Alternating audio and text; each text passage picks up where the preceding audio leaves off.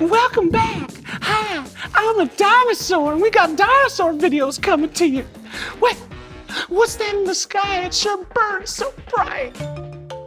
This is a computer animation of the ancient jackapil. It was a bipedal dinosaur that lived in Patagonia some 100 million years ago. Experts say it actually had quite a bit in common with modern-day iguanas and crocodiles, the latter actually being dinosaurs themselves. But the jackapil is an armored dinosaur, or what is called a thyreophora. This is paleontologist Sebastian Apesteguia. He says the creature is one of the first thyreophoras ever to have evolved, but he's a long way from other fossils that have been found in the family. Previous armored dinosaurs have been discovered in places like the UK and Europe, but this one was found in the Rio Negro province of Argentina. The genus is known for its armored backside that protects them from predators, and these are relatively young creatures on the dinosaur evolutionary timeline. Having lived less than 100 million years ago means the species may have even seen the asteroid that fell and ended most dinosaur species on the planet.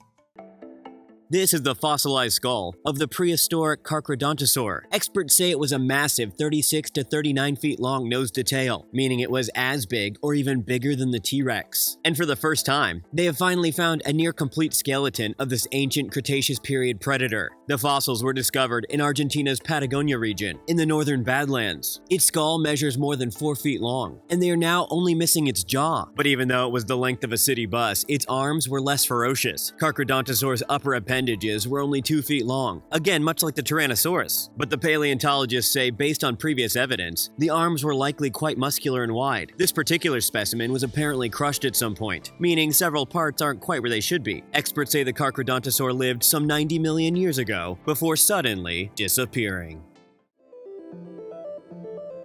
When humans are in the womb, we don't breathe through our lungs, but rather through umbilical cords. And after we're born, they're cut off, leaving belly buttons. And now, based on some dinosaur skin that was found in China back in 2002, experts have discovered that some of the long-extinct creatures had belly buttons as well. The skin belonged to this dinosaur, the Psittacosaurus. It lived 130 million years ago, though it doesn't have a belly button because it once had an umbilical cord. After all, it was born from an egg, but rather it's the leftover remnants from its yolk sac. Many egg-laid animals today, like snakes and birds, have belly buttons at birth, but they go away after a short time. Alligators, on the other hand, keep them for life, as seen here in this image tweeted by Dr. Ann A. Madden. But the Psittacosaurus is the first non-flying dinosaur to have ever been discovered with one, and they say it's the first evidence of this type of body formation on a creature that predates the current Cenozoic period on Earth.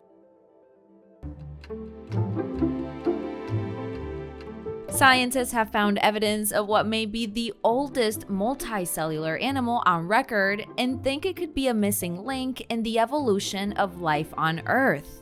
An incredibly preserved microfossil dated to around 1 billion years ago was found at Scotland's Loch Torridon. Measuring only 30 micrometers wide, it belongs to a primitive organism somewhere between the unicellular and multicellular level. The organism consists of a sphere of condensed cells called a stereoblast encased in a layer of tube-like cells. Researchers believe its morphology is consistent with Holozoa, the group including animals and their closest single-celled relatives. The discovery, published in Current Biology, could shed light on the origins of complex multicellular and animal life and provide further insight into where life evolved. Salty oceans seem like the most likely birthplace for the first microbial life, with fossils found dating back 3.5 billion years.